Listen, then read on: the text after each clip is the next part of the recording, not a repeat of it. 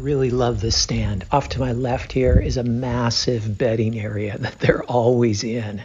And then there's this fence line that comes right down and an alfalfa field on the other side of that fence that they've been hitting all season long. And then this fence that I'm on intersects another fence line to my right. And on the opposite side of that is a cut bean field.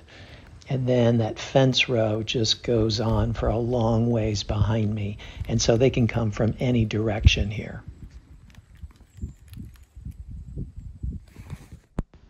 I just did a rattling sequence, and then about 5 minutes later, this guy started walking in.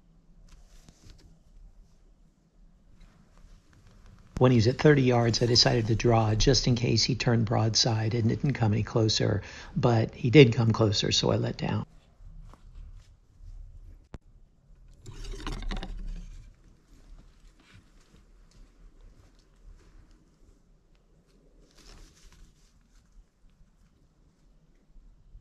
And then he stayed behind these cedars for what seemed like forever, and I didn't have a shot. Then he started making a scrape, which it's always cool to see him making a scrape.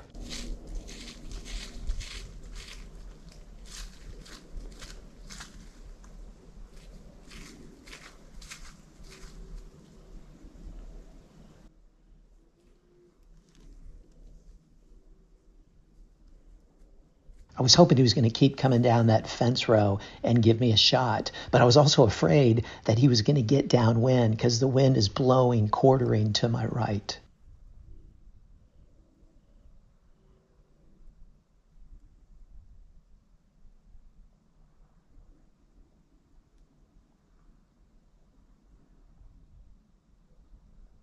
So I picked out a little opening that I thought I could weave an arrow through, and I wanted to draw before he got there so he wouldn't see the movement.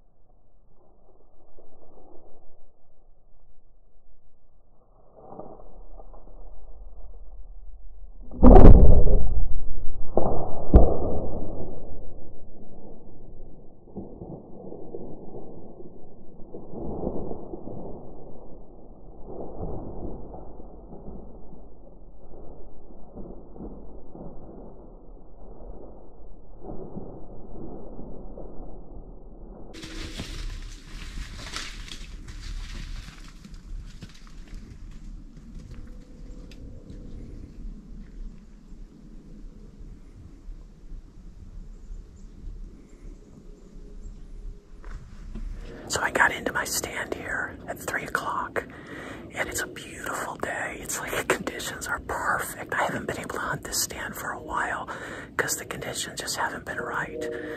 But it was looking really good. It's a little bit before 5 o'clock, and I decided to do a little bit of a grunt, and then I waited, nothing.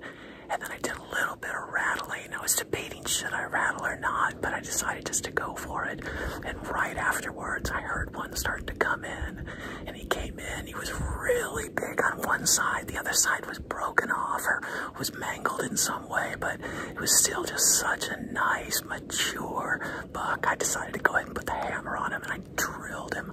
I was using the Vector MD3, this new broadhead that just came out, and I drilled him. It looks like it penetrated decently and probably stopped in the offside shoulder. And he ran, he took off. He probably ran, I don't know, at least 80 yards over a rise. And but I imagine he's gonna be piled up over there. I'm gonna give him a little bit of time, and then we're gonna go follow this blood trail and hopefully recover this guy. But man, what an exciting evening here in Iowa. Yeah, here's my buck. Man, I'm fired up about this thing. I shot him with the CP28 here, the Bowtech. Love this bow.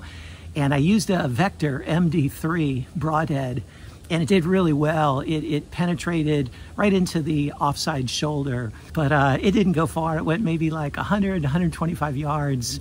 You know, he's broken off on this side, but this side, he's beautiful.